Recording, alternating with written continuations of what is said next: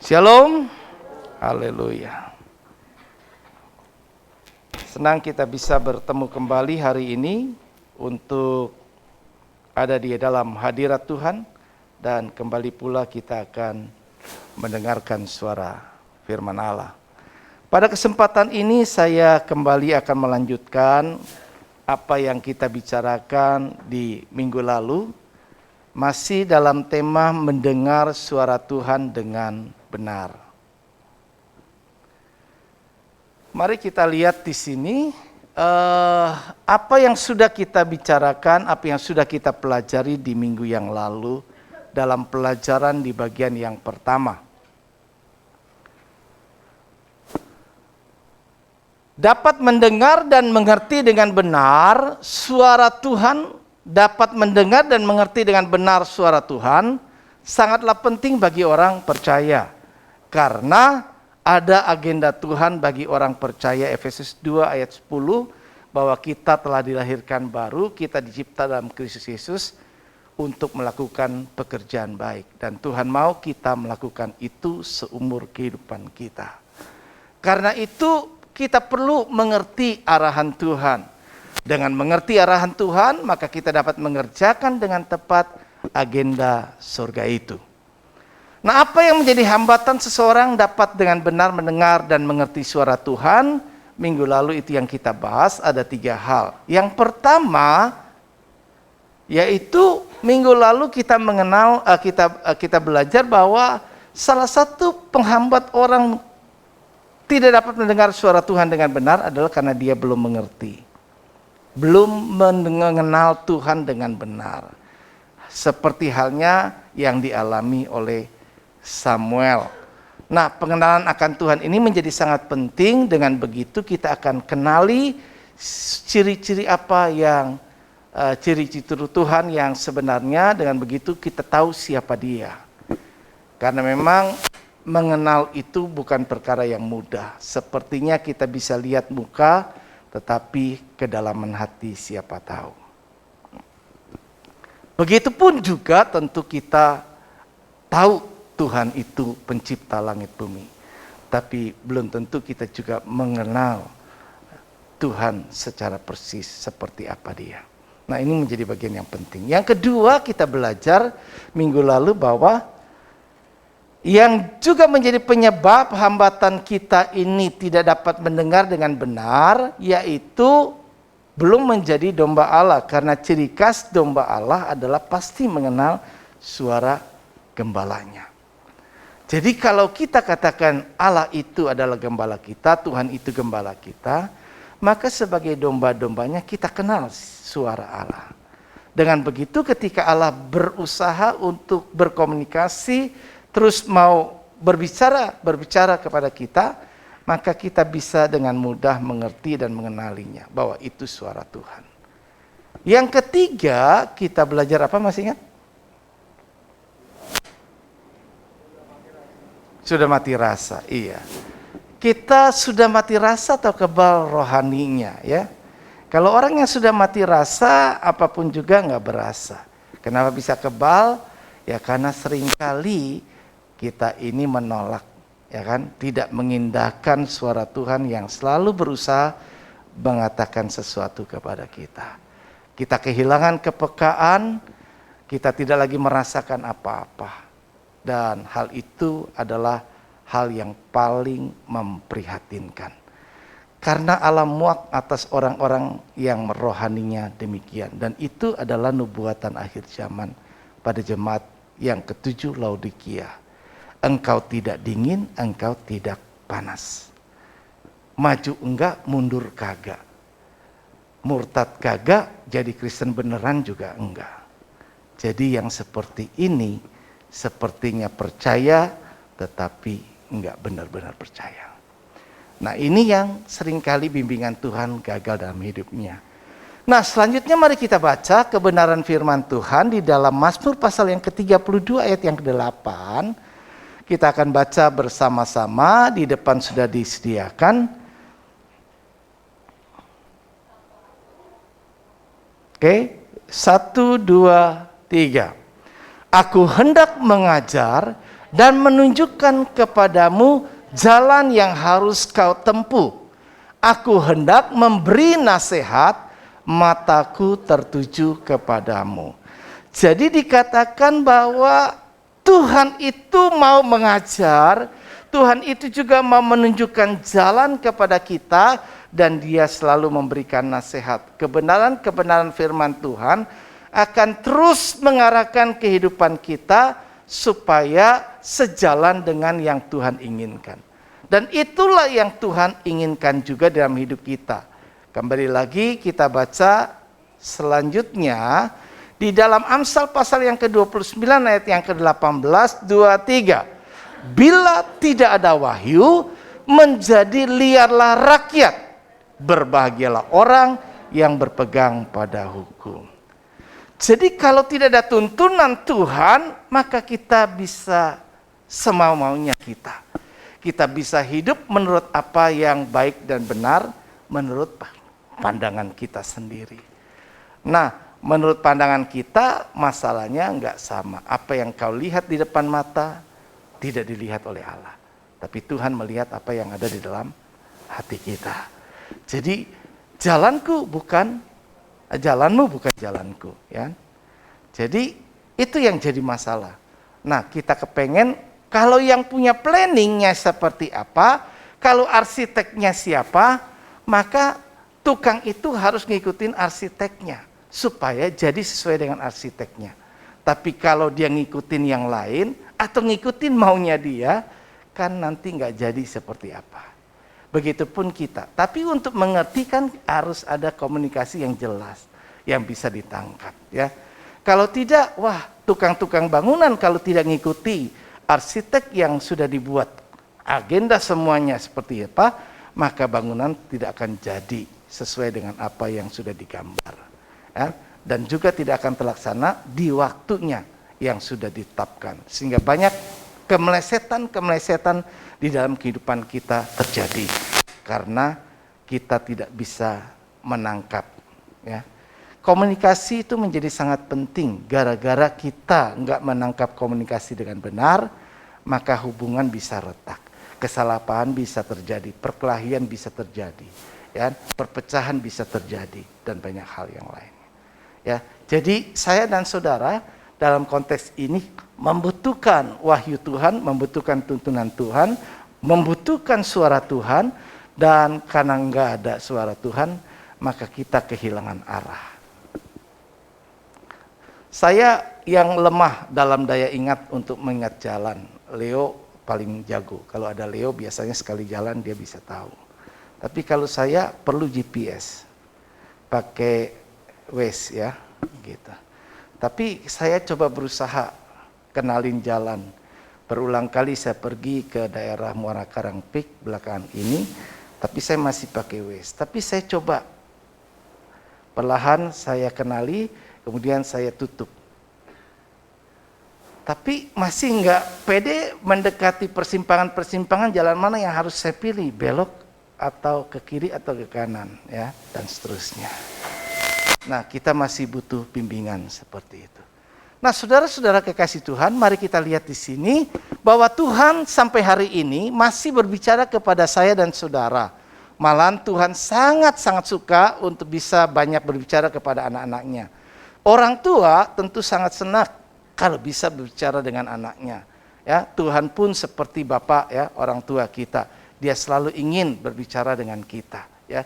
Nah, kita apakah bisa mengerti apa maksud orang tua kita? Apa maksud Tuhan itu dalam hidup kita? Ya kan?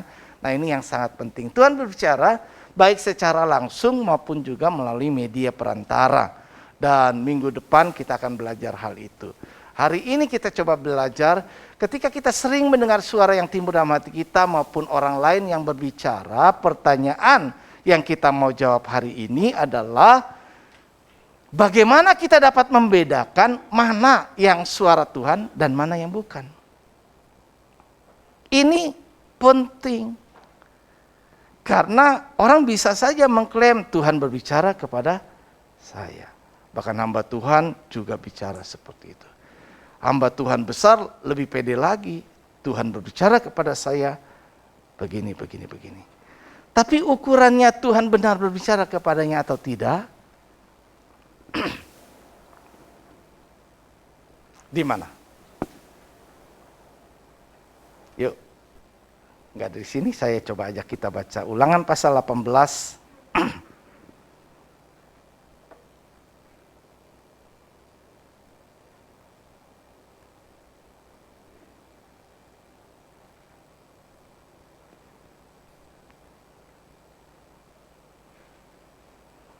Ayat 21, coba lihat, perhatikan ya. 21 dan 22, boleh tayangkan?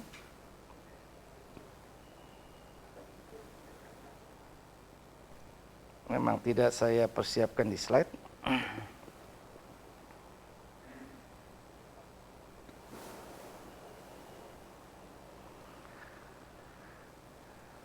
Firman Allah berkata begini, setiap kita ada gadget bisa lihat ya.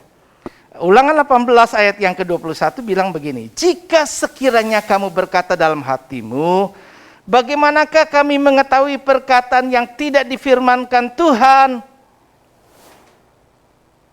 Jawabannya adalah apabila seorang nabi berkata demi nama Tuhan dan perkataannya itu tidak terjadi dan tidak sampai, maka itulah perkataan yang tidak difirmankan Tuhan.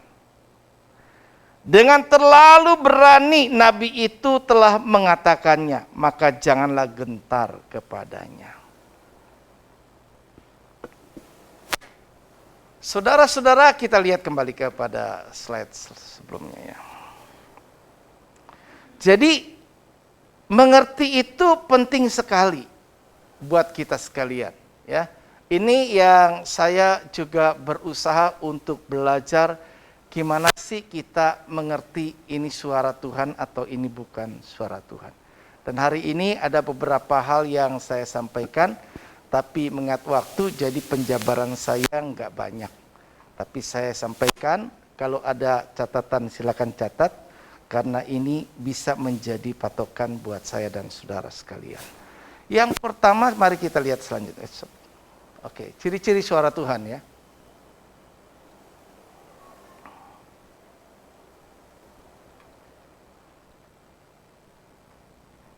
Oke.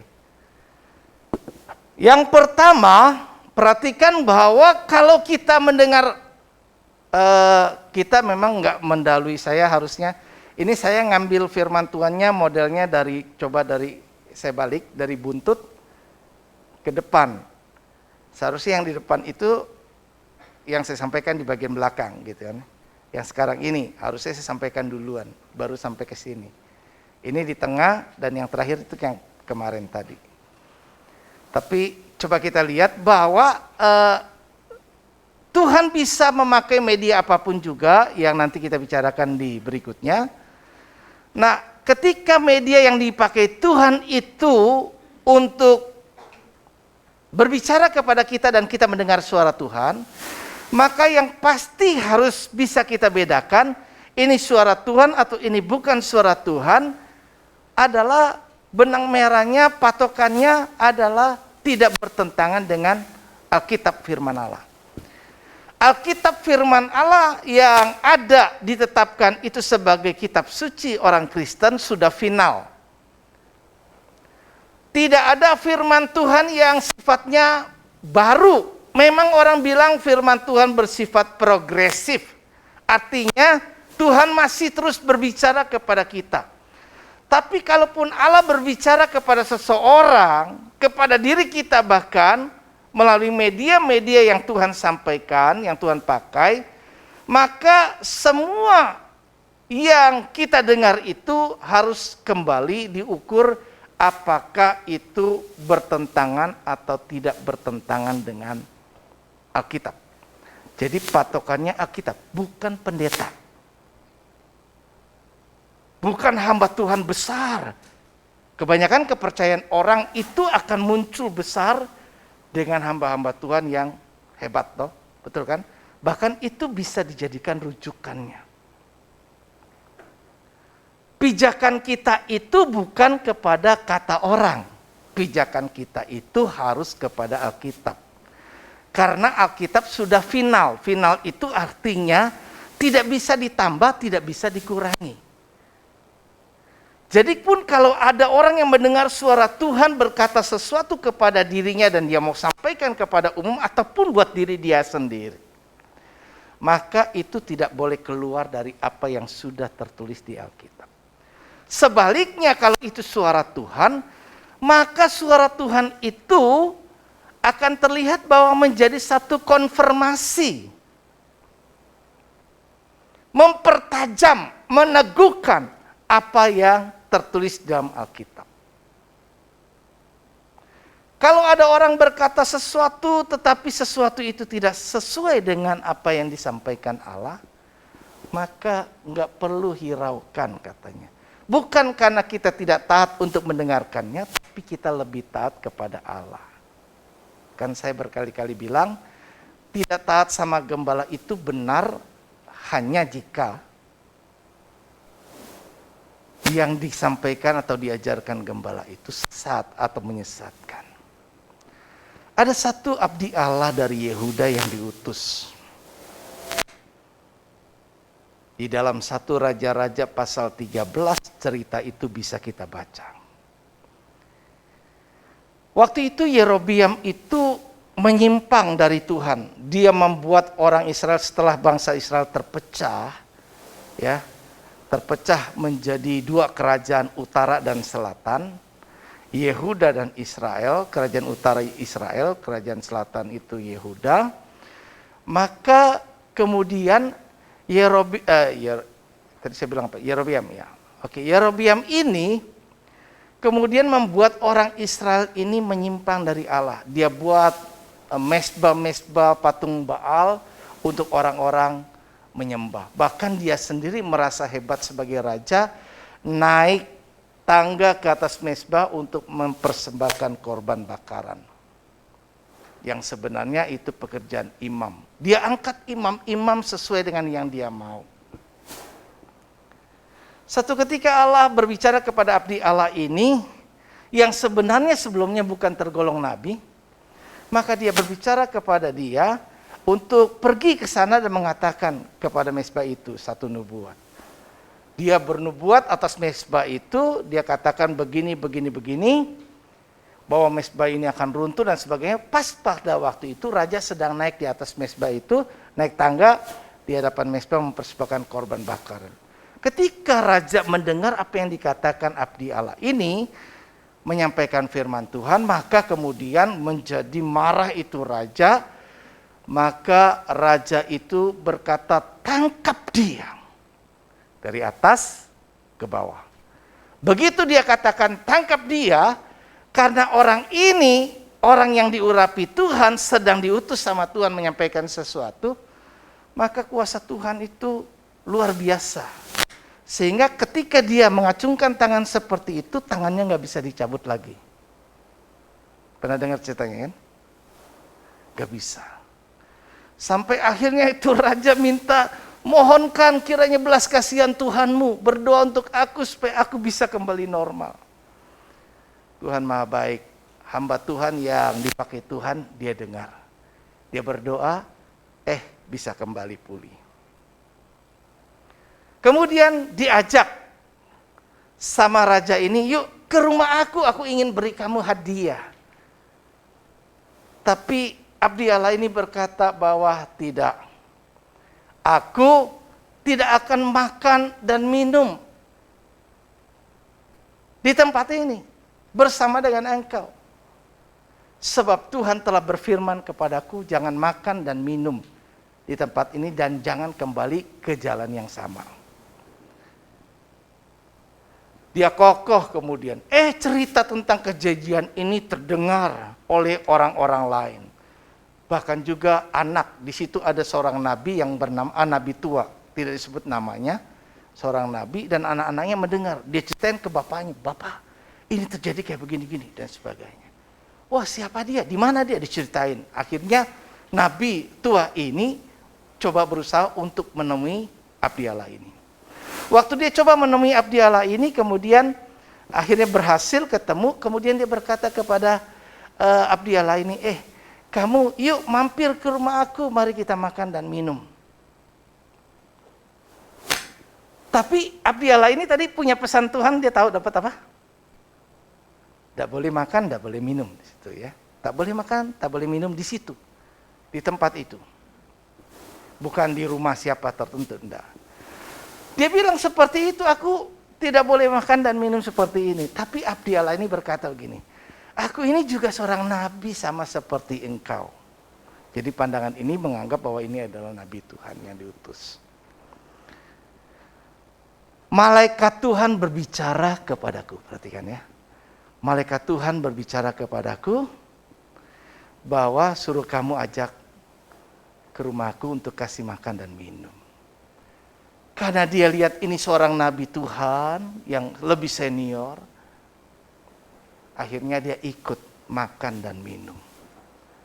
Tapi ketika dia lakukan semua hal itu, datanglah firman Tuhan lagi kepada nabi tua ini yang berkata bahwa engkau telah melakukan pemberontakan kepada Tuhan.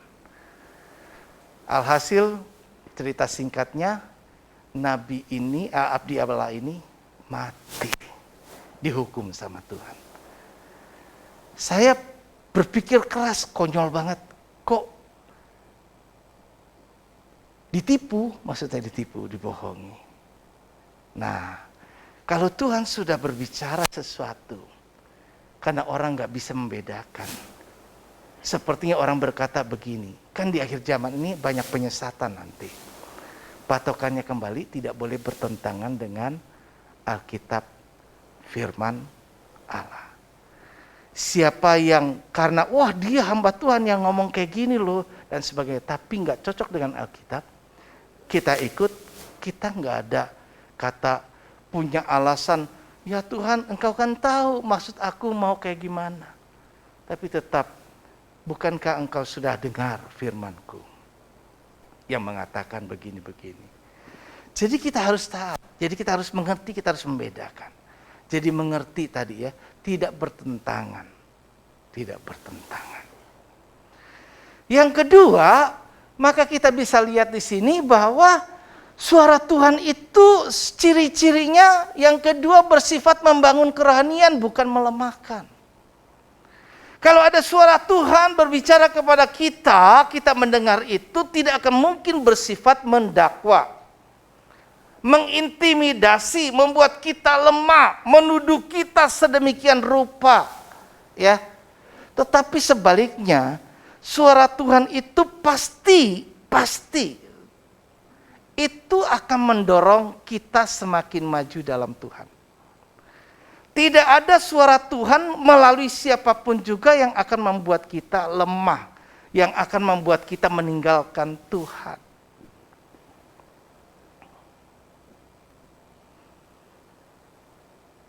Ada bagian lain, tapi mungkin saya tidak sampaikan sekarang karena penjabarannya saya persingkat. Tapi sekali lagi mendorong semakin maju dalam Tuhan. Jadi sifatnya membangun, tidak melemahkan. Siapapun yang berbicara kepada kita, apapun juga kita dengar, itu suara Tuhan atau bukan. Kalau itu membangun, yes. Karena Tuhan selalu ingin membangun kerohanian kita. Dia selalu ingin supaya kita semakin maju, bukan mundur. Yang ketiga, kita bisa lihat bahwa suara Tuhan itu bisa kita bedakan mengarah kepada pertobatan bukan pemberontakan. Tuhan bisa mengoreksi kehidupan saya dan saudara. Dia akan menuntun saya dan saudara kepada kebenaran. Tetapi suara Tuhan itu intinya ketika dia berbicara melalui siapapun juga, baik langsung ataupun tidak, maka tentu akan mendorong kita terjadinya transformasi hidup menjadi lebih baik. Kehidupan kita seharusnya bisa jadi lebih baik.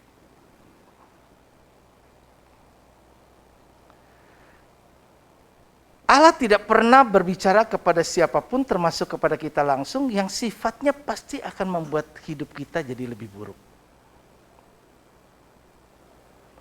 Tapi kehidupan saya dan saudara akan dibawa untuk menjadi lebih baik, lebih baik, dan lebih baik lagi. Jadi ke arah pertobatan, ke arah mendekat kepada Allah, ke arah lebih bersungguh-sungguh. Bukan sebaliknya meninggalkan dan menjauh dari Tuhan.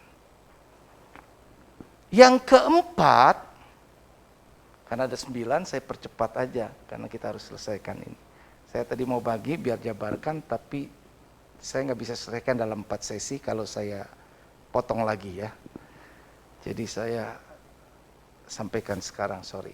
Makanya saya butuh, kalau bisa dicatat aja. Saya pun, buat saya jadi patokan.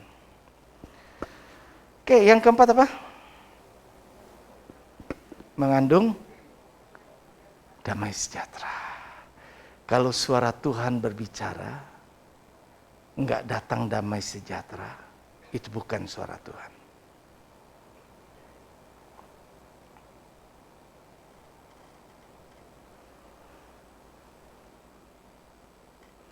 Di mana ada kebenaran, di situ akan tumbuh damai sejahtera. Dan akibat kebenaran ialah ketenangan dan ketentraman untuk selama-lamanya. Allah kita itu Allah yang meninggalkan damai sejahtera, bukan bikin hati jadi gelisah. Kalau ada orang yang berbicara kepada kita, ini beda ya dengan sifat kita yang mungkin setelah dengar suara Tuhan terus kita berontak. Gitu loh. Beda. Artinya respon kita berontak. Kita kehilangan damai sejahtera, itu beda. Tapi suara Tuhan yang dimaksud pasti akan mendatangkan damai sejahtera buat kita sekalian. Bukan karena kita memberontak. Kalau kita memberontak kan beda lagi ya. Pasti hidup kita akan bertentangan dengan Tuhan. Tapi ada damai sejahtera.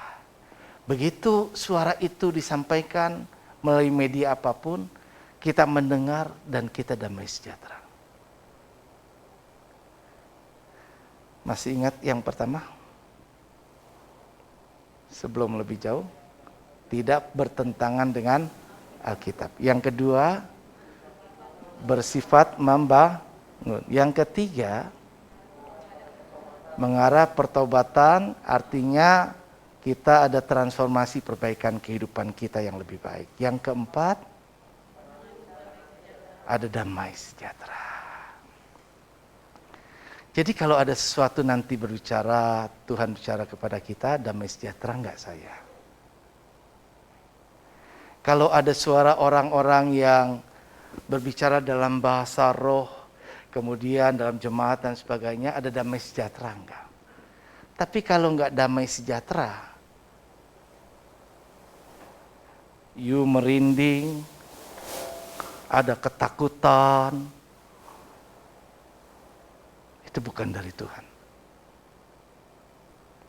Kan bisa dalam satu perhimpunan, satu jemaat, ada orang yang seperti itu. Bahkan berkata bernubuat. Tapi kalau suasana itu membuat merinding, membuat ketakutan, membuat suasana jadi gelap dalam angkasa roh, itu bukan dari Tuhan. Yang kelima, ciri-cirinya adalah bersifat memuliakan Tuhan. Bukan memalukan, mempermalukan Tuhan. Kemudian kembalilah ia dengan seluruh pasukannya kepada abdi Allah itu. Setelah sampai, tampillah ia ke depan Elisa dan berkata, sekarang aku tahu bahwa di seluruh bumi tidak ada Allah kecuali di Israel. Masih ingat cerita ini? Siapakah? Naaman. Seorang anak kecil dipakai Tuhan untuk menyampaikan sesuatu ketika Naaman dalam pergumulan kehidupannya kena penyakit kusta. Seorang anak budak pembantu nyonyanya itu, istrinya, kemudian berkata di Israel itu ada seorang nabi. Tapi kalau itu benar suara Tuhan bagi Naaman melalui anak ini, maka terjadilah itu kan pada Naaman jika dia taat. Tadi kan dia nggak mau taat, disuruh sama Nabi, kemudian dia ketemu sama Nabi Elisa melalui siapa, perantara Gehazi, disuruh kemana? Ceburin berapa kali? Waduh, ke kali yang hitam, dalam logika nggak masuk akal. Yang benar, apalagi saya ini seorang panglima. Aku datang dengan segala upeti, banyak persembahan yang aku bawa, enggak disambut, tapi yang datang adalah bujang, dan seterusnya. Itu proses kehidupan kita sebelum kita dipulihkan. Kita mau enggak digarap Tuhan? Tapi pada akhirnya ketika kita dengar itu benar suara Tuhan, maka mendatangkan kemuliaan. Akhirnya Naaman berkata, aku tahu sekarang bahwa di Israel, jadi Tuhan dimuliakan. Dimuliakan. Yang ke-6. Bersifat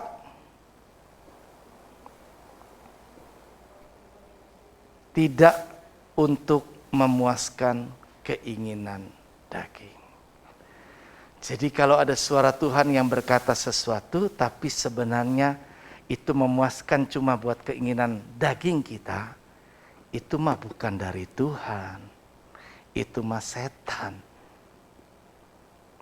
Tapi kalau memang tadi suara itu kan nggak melepaskan dari ciri-ciri yang sebelumnya ya, damai sejahtera dan seterusnya. Jadi tidak bersifat akan memuaskan cuma keinginan daging saja. Sebab keinginan daging berlawanan dengan keinginan roh. Nggak mungkin itu dari Tuhan. Wong itu berlawanan kok dari Allah.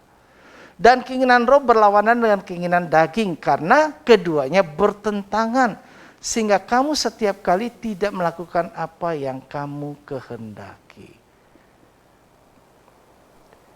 Di slide-slide kecil itu ciri-ciri dari keinginan daging yang ada. Tadi kita baru sampai pada 4. Yaitu ada damai sejahtera. Yang kelima masih ingat yang baru kita tinggalkan? Apa? Bersifat memuliakan Tuhan. Ya, tidak akan mungkin mempermalukan Tuhan, suara Tuhan itu. Yang ke-6 tadi ini yaitu tidak memuaskan keinginan daging. Ketika ada yang berbicara kepada kita atau Tuhan kita dengar berbicara kepada kita, koreksi, ini untuk kepentingan kepuasan apa, kepuasan daging saya atau tidak? Atau kepuasan daging orang atau tidak? Yang ke-7, kalau itu bersifat profetik, nubuat, sesuatu yang akan terjadi ke depan. Kalau yang dari Tuhan, tadi dikatakan di Ulangan 18 yang sudah kita baca, pasti terjadi. Pasti. Semua yang dari Tuhan itu pasti terjadi. Cepat atau lambat. Sesuai dengan kairos waktu Tuhan. Tapi semua yang dikatakan pasti terjadi. Lalu aku bernubuat seperti diperintahkannya kepadaku. Ini Yeskiel ya. Dia dan nafas hidup itu masuk ke dalam mereka sehingga mereka hidup kembali. Ini nubuatan dari Yeskiel oleh gerakan roh Tuhan, maka dia bernubuat hebat. Itu tulang-tulang yang berserakan bisa menjadi makhluk yang hidup. Berkumpul kembali sesuai dengan apa yang dikatakan Tuhan. Pasti terjadi. Seperti juga yang disampaikan tadi dalam cerita yang saya sampaikan kepada seorang nabi tua kepada abdi Allah juga. Sama, terjadi juga pasti. Jadi semua yang dinubuatkan itu pasti terjadi. Kalau ada orang yang bernubuat, sekarang ini di akhir zaman banyak nubuatan-nubuatan akhir zaman. Wah, kita melihat penglihatan begini, akan terjadi begini. Terjadi apa tidak? Apa itu cuma keinginan daging orang? Kalau orang yang kepenuhan Roh Kudus itu kalau belum benar-benar kepenuhan Roh Kudus, bisa malah kedagingan yang terjadi kan, gitu loh. Dia punya pikiran macam-macam. Ada orang yang punya teori ngomong begini. Boleh, itu cuma media membantu kita. Tapi bukan teori itu yang membuat kita melakukannya kemudian jadi terjadi. Ada orang sehingga berbahasa supaya keren kelihatannya kayak gitu, akhirnya dia cuma ngomong apa yang dia biasa orang dengar dia ngomong. Orang yang dia dengar orang ngomong. Ya. Jadi enggak begitu. Semua yang disampaikan dari suara Tuhan itu kalau bersifat kejadian yang akan datang, itu pasti terjadi, bukan soal cepat dan lambat. Itu enggak jadi masalah. Tapi waktu Tuhanlah yang akan membuat hal itu terjadi. Seperti yang Tuhan katakan kepada Abraham, peristiwa Abraham itu punya anak kan butuh waktu puluhan tahun. Bukan besok ngomong, hari ini ngomong, besok terjadi. Ada yang bisa segera terjadi. Tapi ada yang butuh waktu Tuhan untuk memproses kita. Karena ketika Allah punya rencana atas hidup kita, maka dia punya satu proses untuk mempersiapkan kita kepada rencananya. Yang kedelapan, nah tidak ada indikasi mengambil keuntungan bagi diri sendiri. Tuhan bicara kepada saya begini-begini, tapi tujuannya hanya untuk kepentingan pribadi. Dulu ada pernah yang berkata, ayo, kalau ada orang, biasanya ini kebanyakan suka ada KKR atau apa gitu ya.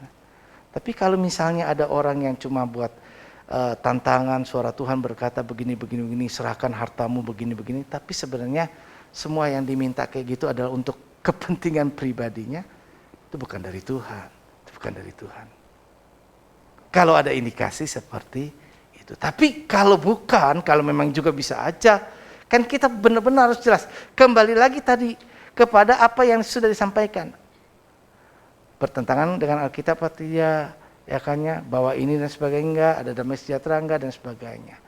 Jadi kembali lagi tidak akan ada indikasi keuntungan pribadi. Kita yang mendengar suara Tuhan itu tidak akan ada, waktu kita sampaikan juga tidak akan bersifat untuk kepentingan pribadi. Yang terakhir nanti saya sampaikan di sini adalah membawa solusi atas pergumulan hidup. Bukan semakin membebani. Ini suara Tuhan biasanya akan datang sebagai jawaban doa.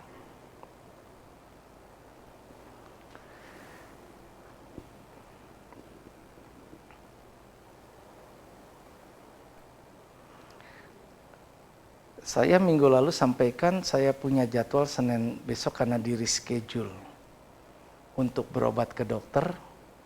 Tapi di minggu ini saya galau karena ternyata akhirnya saya sampaikan bahwa di hari Sabtu atau Minggu, saya lupa, yang lalu itu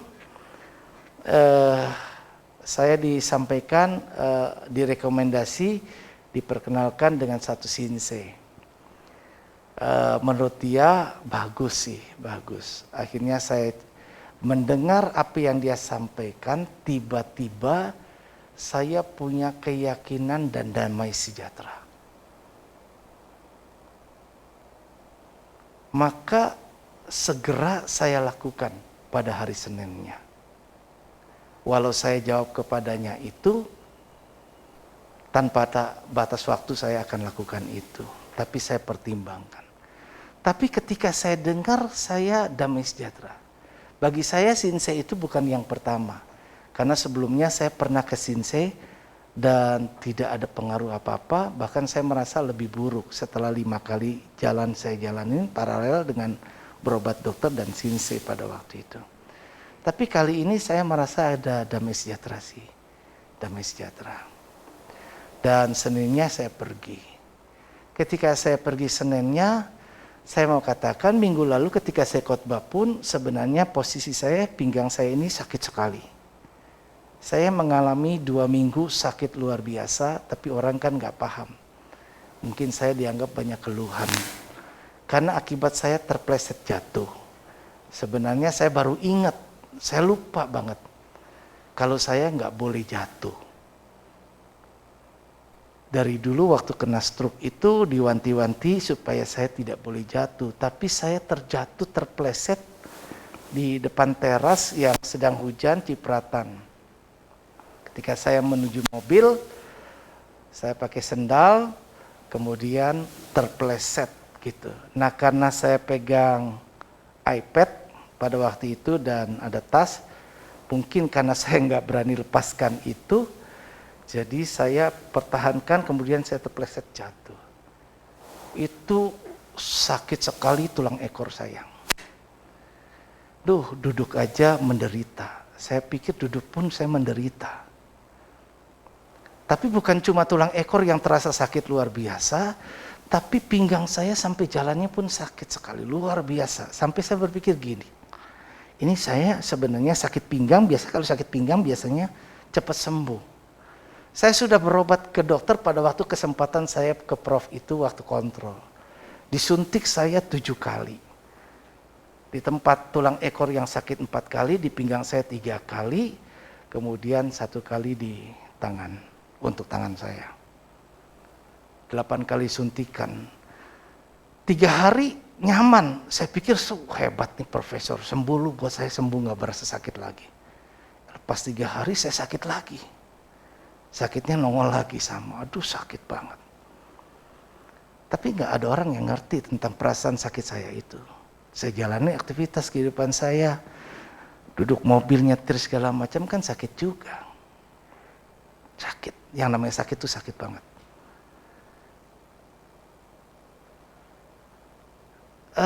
Waktu saya ke Sinsei di hari pertama Senin kemarin, puji Tuhan loh, dengan damai sejahtera itu, saya punya sakit pinggang segera sembuh. Waduh, kok enak nih. Saya katakan jalankan tadi itu ya, jalan saya, tangan saya dan sebagainya. Kemudian saya juga diurut, wah luar biasa penderitaan sakitnya, jangan pernah deh sakit. Itu diurut luar biasa sakitnya, sampai saya menjerit nangis. Tapi puji Tuhan ada perubahan. Saya pikir hari pertama saya melihat perubahan yang luar biasa. Hari kedua kaki saya berjalan jauh lebih enak dibanding ini. Karena sebelumnya ada yang berkata, cici saya baru sadar kalau jalan saya itu berbeda ternyata gitu ya. Enak, tapi ketika kaki saya enak, tangan saya nggak enak. Ketika tangan saya sudah enakan, sepertinya kok hilang nih kesemutannya. Kaki saya jadi nggak bener. Kemudian saya kan selalu ditanyakan, gimana saya tanya. Ini masih nggak sinkron. Kaki bener, tangan nggak bener. Tangan bener, kaki nggak bener. Dan saya jalanin saya harus ke Sinsei selama 1 bulan setiap hari. Di paha saya ini semua udah bonyok deh. Bonyok banget. Karena itu. Kan, bonyok banget. Tusuk jarum dari kepala sampai kaki, sampai ke lidah. Tapi saya mau katakan singkat ceritanya, ketika saya merobat seperti ini, kemudian saya ada jadwalkan kontrol ke Prof itu, saya galau. Ini saya kalau kesini lagi ke Prof, bayangin ke Prof 5 juta kunjungan, di sini udah hampir 5 juta lebih. Kalau saya jalanin kayak gini gak ketahuan gunanya. Karena beli obat kan 3.900.000 setiap kali datang, 300 setiap kali saya harus, kali saya pikir wah 15 jutaan. Tapi bukan itu masalahnya. Kalau sembuh enak, kalau gak sembuh saya doa, benar doa. Tuhan terima kasih sih buat saya bisa sembuh dari stroke, tapi belum sempurna. Allah saya Allah yang sempurna. Saya pengen sempurna. Jadi masalahnya saya pengen supaya Tuhan, masa kesemutan saya seumur hidup sih? Gitu loh. Jadi itu yang saya lakukan. Upaya-upaya saya berdoa. Tapi saya yakin bahwa apa yang saya dapatkan ini akan bisa menjadi suara Tuhan nanti kebukti kebenarannya. Jika memang hal itu kejadian membawa kebaikan buat saya. Namun yang saya mau katakan hari ini, dalam proses saya ini, saya merasakan keadaan yang membaik. Keadaan yang membaik. Walau prosesnya sakit, tapi Tuhan bentuk saya, proses saya, tapi saya merasa baik. Kesemutan saya, kadang saya merasa tadinya nggak mungkin hilang, tapi bisa kemudian hampir hilang. Kemudian saya coba 3 hari kemarin saya sudah nggak makan obat. Saya pikir begini, kalau saya makan obat, sinsainya kan berkata tetap makan obat. Makan obat dokter dan makan obat dari dia. Cuma saya berkata kalau saya makan obat dokter dan makan dengan dia, di mana bedanya? Kalaupun nanti saya sembuh karena obat yang mana? Sembuh karena pengobatan mana? Jadi saya ambil langkah iman, berdoa. Saya berdoa terus. Tuhan tunjukkan, saya bingung. Akhirnya saya ambil keberanian putusan, saya nggak makan obat nih. 1 hari saya pengen lihat. Biasa kalau saya berhenti nggak makan obat, saya nggak bisa tidur. Itu udah pasti. Berani nggak makan obat, nggak bisa tidur. Tapi puji Tuhan, malam pertama saya lepas obat, saya bisa tidur. Malam kedua saya coba lagi, hari keduanya tuh. Kemudian berikutnya saya coba lagi, saya lepas obat, bisa tidur. Dan ketiga kali saya bisa juga tidur. Saya bersyukur kalau saya benar-benar bisa akhirnya coba berusaha. Saya pikir obat saya masih sisa ada. Ada resep yang belum saya tebus dari pengobatan saya. Kalau boleh, biarlah semua itu tidak perlu saya lakukan dan saya pengen benar-benar sembuh. Nah, suara Tuhan ini, kalau memang itu suara Tuhan, yang nanti kita belajar dari perantara siapa aja, nah itu akan bisa kelihatan ada manfaat kejadiannya dalam kita. Tapi yang pasti ciri-ciri yang tadi yang saya sampaikan, itu yang saya rasakan.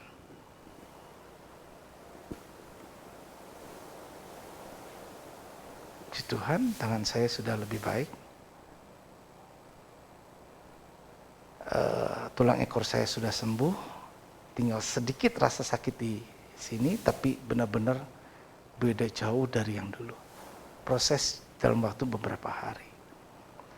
Tapi yang saya mau katakan bukan karena sinsainya, tapi ada jalan Tuhan, ya, melalui perantara seseorang menyampaikan kepada saya. Nah, saudara-saudara, kita bisa lihat di sini kalau kita mengenali suara Tuhan. Yang pertama saya respon tadi yang saya katakan, saya ada damai sejahtera yang luar biasa dan menggerakkan saya untuk segera bertindak. Dan saya punya keyakinan yang luar biasa pada waktu itu, kayaknya saya pede nih, saya yakin nih, dan saya jalanin. Jadi yuk belajar, tuntunan Tuhan kita butuhkan. Tuntunan itu penting dalam hidup kita. Karena itu perlu sekali buat saya dan saudara, sama-sama yuk kita belajar mengenali suara Tuhan yang mana dan yang mana yang bukan. Karena kalau kita hidup berjalan dengan tuntunan Tuhan, maka kita akan sampai kepada apa yang Tuhan inginkan dalam hidup kita. Semua yang Tuhan inginkan adalah yang terbaik. Dan kita kepengen yang terbaik. Supaya sinkron jalan dengan Tuhan. Enggak bertentangan. Kalau bertentangan muternya kayak Israel. Bangsa Israel muter. Jaraknya enggak jauh kok. Enggak jauh. Dari Mesir Israel itu enggak jauh. Maksudnya enggak sampai 40 tahun. Tapi ditempuh 40 tahun karena enggak memahami. Walau Tuhan sudah tuntun dalam tiang awan dan tiang api. Tapi orang tetap jatuh bangun dalam Tuhan. Karena Tuhan memberkati kita sekalian. Amin. Mari kita bangkit diri, kita angkat lagu pujian tadi. Tuhan selalu menolongku.